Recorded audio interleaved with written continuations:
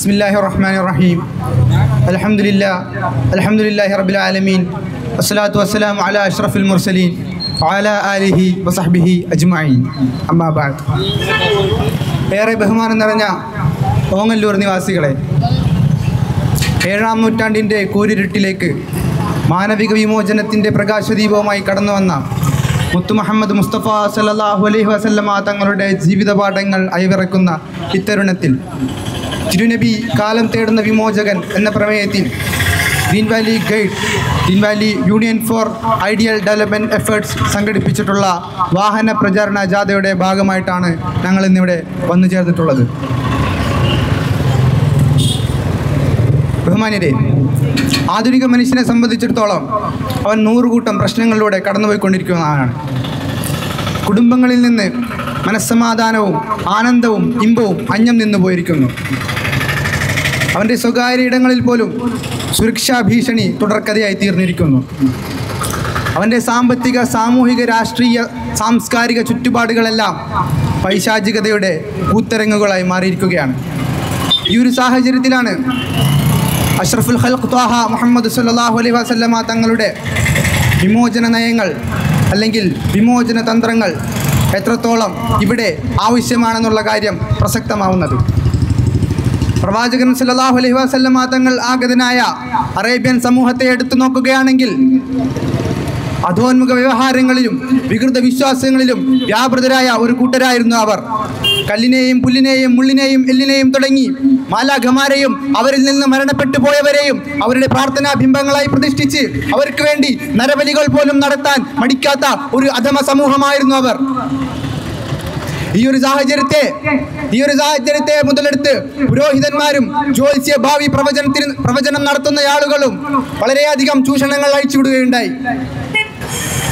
അപ്പോഴാണ് പ്രവാചകൻ സല്ലല്ലാഹു അലൈഹി വസല്ലമ തങ്ങൾ അദ്ദേഹത്തിൻ്റെ സുന്ദരമായ തൗഹീദിൻ്റെ സന്ദേശം ഓതിക്കൊണ്ട് അവിടേക്ക് വരുന്നത്. സൃഷ്ടികളിൽ വെച്ച് ഏറ്റവും ശ്രേഷ്ഠനായ മനുഷ്യൻ മറ്റു മനുഷ്യർക്കോ ദൈവേതര സൃഷ്ടിജാലങ്ങൾക്ക് മുമ്പിലോ കൈകൂപ്പേണ്ടവനല്ലെന്നും അവരുടെ മുന്നിൽ അടിമത്ത മനോഭാവത്തോടെ നിൽക്കേണ്ടവനല്ലെന്നും അവർക്ക് വേണ്ടി ആരാധനകൾ അർപ്പിക്കേണ്ടവനല്ലെന്നും അദ്ദേഹം സഗൗരവം പ്രഖ്യാപിച്ചു. ഈ പ്രഖ്യാപനം മനസ്സിൽ ഉൾക്കൊണ്ട് അത് പ്രാവർത്തികമാക്കിയ സമൂഹം വെറും 2 ദശാബ്ദങ്ങൾ കൊണ്ട് ബിംബാരാധനയും ബഹുദൈവാരാധനയും കടപുഴക്കിയിരുന്നത് ചരിത്രം എടുത്തു പരിശോധിച്ചാൽ നമുക്ക് കാണാൻ സാധിക്കും. പ്രവാചകൻ സല്ലല്ലാഹു അലൈഹി വസല്ലമ തങ്ങളെ പറ്റി പ്രസിദ്ധ ആംഗലേയ സാഹിത്യകാരനും രാഷ്ട്രമീമാംസകനുമായ സർ ജോർജ് ബെർണാഡ് ഷോ അദ്ദേഹത്തിന്റെ ദ ജെനുവിൻ ഇസ്ലാം എന്ന പുസ്തകത്തിൽ പരാമർശിച്ചത് ഇപ്രകാരമാണ്: I believe that if a man like him were to assume the dictatorship of the modern world, he would bring it the much needed peace and happiness. അതായത് ആധുനിക ലോകത്തിന്റെ ഭരണകർത്തം പ്രവാചകൻ സല്ലല്ലാഹു അലൈഹി വസല്ലമ തങ്ങളെ പോലെയുള്ള ഒരു വ്യക്തി ഏറ്റെടുക്കുകയാണെങ്കിൽ അതിൽ നിന്ന് കടന്നു പോകുന്ന പ്രശ്നങ്ങൾക്കെല്ലാം ഏറ്റവും സന്തോഷവും സമാധാനവും നേരുന്ന രീതിയിൽ അദ്ദേഹം ആ പ്രതിസന്ധികളെയെല്ലാം ദൂരീകരിച്ചു കൊടുക്കുമായിരുന്നു. പ്രിയരെ, ആധുനിക മനുഷ്യൻ അഭ്യസ്തവിദ്യനും വിദ്യാസമ്പന്നനും ഉയർന്ന സ്ഥലങ്ങളിൽ ജോലി ചെയ്യുന്നവരും മന്ത്രിമാരും ബിസിനസ് സാമ്രാട്ടുകളുമായിരിക്കെ നഗ്നരായ സ്വാമിമാരുടെ മുമ്പിൽ കൈകൂപ്പുവാനും അവരുടെ കാലു കഴുകിയ വെള്ളം കുടിക്കാനും സന്നദ്ധനാകുന്ന ഒരു കാഴ്ച ഇന്നത്തെ സമൂഹത്തിൽ വ്യാപൃതമാണ്.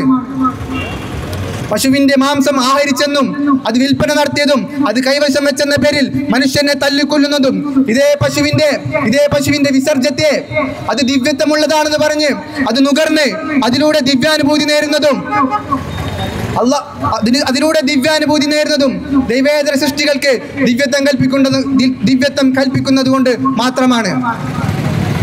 ഈ ഒരു സാഹചര്യത്തിൽ പ്രവാചകൻ സല്ലല്ലാഹു അലൈഹി വസല്ലമ തങ്ങൾ 1400 വർഷങ്ങൾക്ക് മുമ്പ് അറേബ്യയിൽ കൊണ്ടുവന്ന വിശ്വാസ വിമോചന നയങ്ങളാണ് ഏറ്റവും ആവശ്യമായിട്ടുള്ളത്. അതിവിടെ ഇംപ്ലിമെന്റ് ചെയ്താൽ മാത്രമേ മനുഷ്യന് കൈകൂപ്പുന്ന ഒരു സാഹചര്യത്തിൽ നിന്ന് മനുഷ്യൻ മറ്റ് കല്ലിനും മുള്ളിനും പ്രതിഷ്ഠകൾക്ക് മുമ്പിൽ കൈകൂപ്പുന്ന സാഹചര്യത്തിൽ നിന്ന് വിമോചനം നേടാനാവുകയുള്ളൂ. പ്രിയരെ, ആധുനിക കാലത്ത് ഫെമിനിസവും ലിബറലിസവും വളരെ മുഴങ്ങിക്കേൾക്കുന്ന ഒരു ടേമുകളായി മാറിയിരിക്കുകയാണ്. സ്ത്രീ സ്വതന്ത്രയാണ്, സ്ത്രീ സുരക്ഷിതയാണ് എന്നെല്ലാം നമ്മൾ കേൾക്കുമ്പോൾ, എന്ന് പലരും പ്രഖ്യാപിക്കുകയും ചെയ്യുമ്പോൾ നമ്മൾ കണക്കുകൾ പരിശോധിച്ച് നോക്കേണ്ടതുണ്ട്. സ്ത്രീ ശരിക്കും സുരക്ഷിതയാണോ? അവൾ സ്വതന്ത്രയാണോ? അവൾക്ക് വിമോചനം ഉണ്ടോ? അവൾക്ക് അഭിമാനമുണ്ടോ എന്നുള്ളത്. കേരള പോലീസിന്റെ ഔദ്യോഗിക കണക്കനുസരിച്ച് 2024 മാത്രം കേരളത്തിൽ സ്ത്രീ പീഡനത്തിന് 18,980 കേസുകളാണ് രജിസ്റ്റർ ചെയ്യപ്പെട്ടിട്ടുള്ളത്. ഇന്ത്യ രാജ്യം എടുത്തു നോക്കുകയാണെങ്കിൽ the woman and men in ഇന്ത്യയുടെ 2023 കണക്ക് പ്രകാരം ഇന്ത്യ രാജ്യത്ത് ദിനം പ്രതി 18,887 സ്ത്രീകൾ, അതായത് ഒരു മണിക്കൂറിൽ 87 ശരാശരി 87 കേസുകൾ സ്ത്രീകൾക്കെതിരെ നമ്മുടെ ഇന്ത്യ രാജ്യത്ത് രജിസ്റ്റർ ചെയ്യപ്പെടുന്നുണ്ട്. രജിസ്റ്റർ ചെയ്യപ്പെടാത്ത കേസുകളുടെ എണ്ണം ഇതിനേക്കാൾ 10 മടങ്ങ് ഇരട്ടിയാണെന്ന് നമ്മൾക്ക് എല്ലാവർക്കും അറിയാം.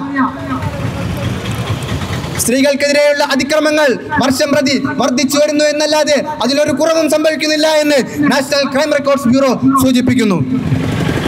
ഇവിടെയാണ് 1400 വർഷങ്ങൾക്ക് മുമ്പ് അറേബ്യയിലെ സ്ത്രീകൾക്ക് ജനിക്കാൻ അവകാശമില്ലാത്ത, അഭിമാനത്തോടെ ജീവിക്കാൻ അവകാശമില്ലാത്ത, കൊന്നു തള്ളപ്പെട്ടിരുന്ന, കമ്പോളങ്ങളിൽ കച്ചവട ചരക്കായി വിൽക്കപ്പെട്ടിരുന്ന സ്ത്രീകളെ പ്രവാചകൻ സല്ലല്ലാഹു അലൈഹി വസല്ലമ തങ്ങൾ എങ്ങനെയാണ് അവർക്ക് വിമോചനം നേടിക്കൊടുത്തത് എന്ന് നമ്മൾ പരിശോധിച്ച് നോക്കേണ്ടത്. പ്രസിദ്ധ ദാർശനികനായ പ്രൊഫസർ KS രാമകൃഷ്ണ റാവു അദ്ദേഹത്തിന്റെ Muhammad the prophet of Islam എന്ന പുസ്തകത്തിൽ പ്രവാചകൻ സല്ലല്ലാഹു അലൈഹി വസല്ലമ തങ്ങളെ പറ്റി പരാമർശിച്ചത് ഇപ്രകാരമാണ്: the perfect model for human life, അതായത് മനുഷ്യ ജീവിതത്തിന് ഉത്തമ മാതൃക. തുടർന്ന് അദ്ദേഹം പറയുന്നു, മുഹമ്മദ് ദി ഇമാൻസിപ്പേറ്റർ ഓഫ് വുമൺ, സ്ത്രീ വിമോചകനായ മുഹമ്മദ്. പല അത്തിസ്റ്റുകളും നവവാദികളും ലിബറലിസ്റ്റുകളും മറ്റു മതേതരവാദികളും പ്രവാചകൻ സല്ലല്ലാഹു അലൈഹി വസല്ലമ തങ്ങളെ അല്ലെങ്കിൽ ഇസ്ലാമിനെ സ്ത്രീ വിരുദ്ധമെന്നും സ്ത്രീകൾക്ക് സ്വാതന്ത്ര്യം കൊടുക്കാത്ത മതമെന്നും മുഹമ്മദ് സ്ത്രീ വിരോധിയാണെന്നും പറഞ്ഞു നടക്കുമ്പോൾ നമ്മൾ മനസ്സിലാക്കേണ്ടതുണ്ട്, പ്രവാചകൻ സല്ലല്ലാഹു അലൈഹി വസല്ലമ തങ്ങളുടെ നയങ്ങളെ, അദ്ദേഹത്തിന്റെ വിമോചന നയങ്ങളെ കൃത്യമായി പഠിച്ചൊരു ദാർശനികൻ പറഞ്ഞത് മുഹമ്മദ് ദി ഇമാൻസിപ്പേറ്റർ ഓഫ് വുമൺ എന്നാണ്. അങ്ങ് അറേബ്യയിൽ ജനിച്ചു വീഴുന്ന പെൺകുഞ്ഞുങ്ങളെ ജീവനോടെ കുഴിച്ചു മൂടുന്ന സാഹചര്യത്തിൽ പ്രവാചകൻ സല്ലല്ലാഹു അലൈഹി വസല്ലമ തങ്ങൾ സഗൗരവം പ്രഖ്യാപിച്ചു, വലാ തഖ്തുലു ഔലാദകും ഖശ്യത ഇംലാക്, നിങ്ങൾ ദാരിദ്ര്യം ഭയന്നുകൊണ്ട് നിങ്ങളുടെ മക്കളെ കൊല്ലരുത്. തുടർന്ന് ഈ നയം കടുപ്പിക്കുകയും അതിലൂടെ അറേബ്യയിലെ സ്ത്രീകൾക്ക്, അറേബ്യയിലെ നമ്മുടെ സമൂഹത്തിൽ തന്നെ പകുതിയോളം വരുന്ന സ്ത്രീകൾക്ക് അവിടെ വിമോചനം ലഭിച്ചത് നമുക്ക് കാണാൻ സാധിക്കും. ആധുനിക ലോകത്ത് നമ്മുടെ ഇന്ത്യ രാജ്യത്ത് വർഷം പ്രതി 5 ലക്ഷത്തിൽ പരം ഭ്രൂണഹത്യകൾ, അത് ആ കുഞ്ഞ് പെൺകുഞ്ഞാണെന്നതിന്റെ പേരിൽ മാത്രം നടത്തപ്പെട്ടതായി റിപ്പോർട്ടുകൾ വരുന്നുണ്ട്. ഈ ഒരു സാഹചര്യത്തിലാണ് പ്രവാചകൻ സല്ലല്ലാഹു അലൈഹി വസല്ലമ തങ്ങൾ അന്ന് അറേബ്യയിൽ കൊണ്ടുവന്ന സ്ത്രീ വിമോചന നയങ്ങൾ ഇവിടെ ആവശ്യമായി വരുന്നത്. പ്രിയരെ, കുഗ്രാമങ്ങൾ മുതൽ മെട്രോപൊളിറ്റൻ സിറ്റികളെ വരെ വരിഞ്ഞു മുറിക്കിയ മറ്റൊരു നീരാളിയാണ് ലഹരി. 12ഉം 13ഉം മാത്രം വയസ്സ് പ്രായമുള്ള കുട്ടികൾ മുതൽ നടുവൊടിഞ്ഞ വൃദ്ധർ വരെ ഈ മാദക ലഹരിയുടെ മയക്കത്തിലാണ്. പ്രൊഫഷണൽ ക്യാമ്പസുകൾ മുതൽ UP സ്കൂളുകൾ വരെ ഇതിന്റെ കച്ചവട കമ്പോളങ്ങളായി മാറിയിരിക്കുന്നു. കേരള പോലീസ് കഴിഞ്ഞ വർഷത്തെ കേരള പോലീസിന്റെ സർവേ പ്രകാരം കേരളത്തിൽ മയക്കുമരുന്ന് ഉപയോഗിക്കുന്നവരിൽ 40% 18 വയസ്സ് മാത്രം പ്രായമുള്ളവരാണ്. അതിൽ തന്നെ നല്ലൊരു പങ്ക് പെൺകുട്ടികളാണെന്നുള്ള വസ്തുത നാം ഏവരെയും അമ്പരപ്പിക്കുന്ന ഒന്നാണ്. 2023 April 11 the New Indian Express എന്ന ദിനപത്രത്തിൽ sharp rise in synthetic drug abuse in Kerala എന്ന തലക്കെട്ടിൽ വന്ന ഒരു റിപ്പോർട്ടിൽ നമുക്ക് കാണാൻ സാധിക്കും, MDMA, LSD, methamphetamine, cocaine, crystal meth മുതലായ ഇതുവരെ കേൾക്കാത്ത രാസലഹരി മരുന്നുകളുടെ ഉപയോഗവും വിൽപ്പനയും കേരളത്തിൽ വർദ്ധിച്ചു വരുന്നുവെന്ന്.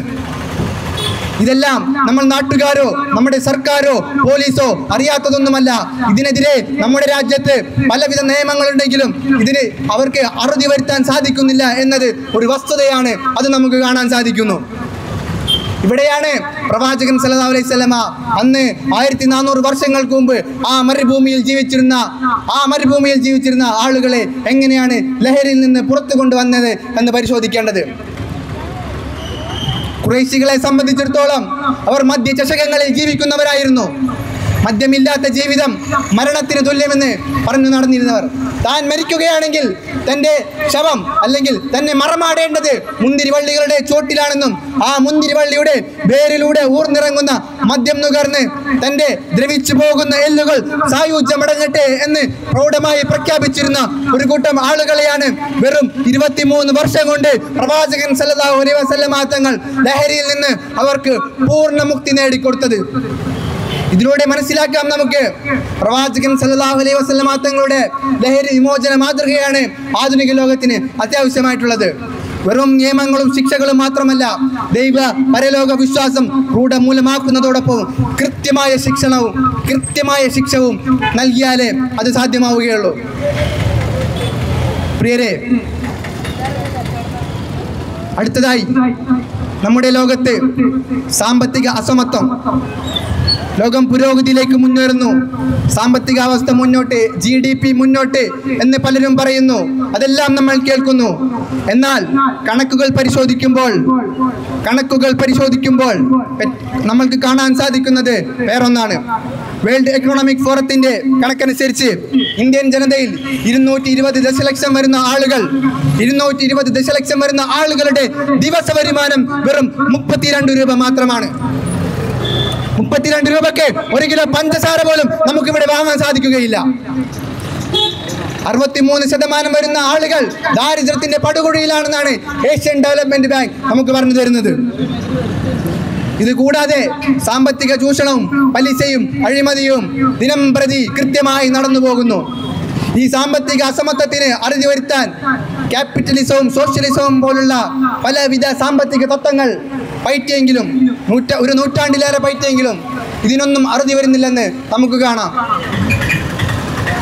ദരിദ്രൻ കൂടുതൽ ദരിദ്രനാവുകയും പണക്കാരൻ കൂടുതൽ പണക്കാരനാവുകയും ചെയ്യുന്ന ഒരു പ്രക്രിയയാണ് നമുക്ക് നമ്മുടെ രാജ്യത്തും നമ്മുടെ ലോകത്തും കാണാൻ സാധിക്കുന്നത്. ഇവിടെയാണ് നമ്മൾ ചരിത്രത്തിലേക്ക് ഒന്ന് ഓടിച്ചു നോക്കേണ്ടത്. അങ്ങ് 1400 വർഷങ്ങൾക്ക് മുമ്പ് മനുഷ്യർ ധന്യതയോടെ ജീവിച്ചിരുന്ന ഒരു കാലമുണ്ടായിരുന്നു, ഒരു നാടുണ്ടായിരുന്നു. ആ നാടെന്ന് പറയുന്നത്, അവിടുത്തെ ആളുകൾ എന്ന് പറയുന്നത് പ്രവാചകൻ സല്ലല്ലാഹു അലൈഹി വസല്ലമ തങ്ങളുടെ സാമ്പത്തിക നയങ്ങൾ അക്ഷരം പ്രതി അനുസരിച്ച് അത് കൃത്യമായി പ്രയോഗവൽക്കരിച്ച ഒരു കൂട്ടം ആളുകളായിരുന്നു. അതുവഴി ആ നാട്ടിൽ സക്കാത്ത് വാങ്ങാൻ പോലും ഒരു വ്യക്തി ഉണ്ടായിരുന്നില്ല എന്നത് ചരിത്രം കൃത്യമായി പറയുന്നുണ്ട്. അഗതികൾ, അനാഥർ, തെരുവിന്റെ മക്കൾ മുതലായ അത്താണിയില്ലാത്ത ആളുകൾക്ക് അവരെ ദാരിദ്ര്യത്തിൽ നിന്ന്, അവരെ ഈ അസമത്വത്തിൽ നിന്ന് ഉയർത്തിക്കൊണ്ടുവരുന്ന തരത്തിലുള്ള സാമ്പത്തിക നയങ്ങളായിരുന്നു പ്രവാചകൻ സല്ലല്ലാഹു അലൈഹി വസല്ലമ തങ്ങൾ ഇൻട്രൊഡ്യൂസ് ചെയ്തത്.